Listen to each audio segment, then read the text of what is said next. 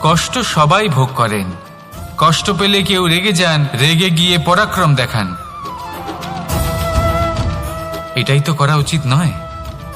শান্ত মনে সেটাই করতে হবে যা জীবন আমাদের শেখাতে চাইছে। জীবন আমাদের সব শিখিয়ে দেবে, শুধু মনে রাখবেন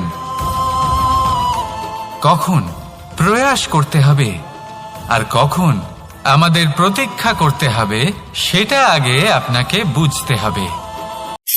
এই সংসারে সবথেকে বেশি মূল্যবান কি হতে পারে? সময়।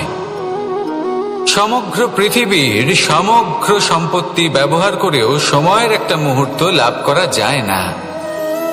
এতটাই বেশি মূল্যবান। আর এই সময়কেই আপনি হেলায় নষ্ট করতে থাকেন।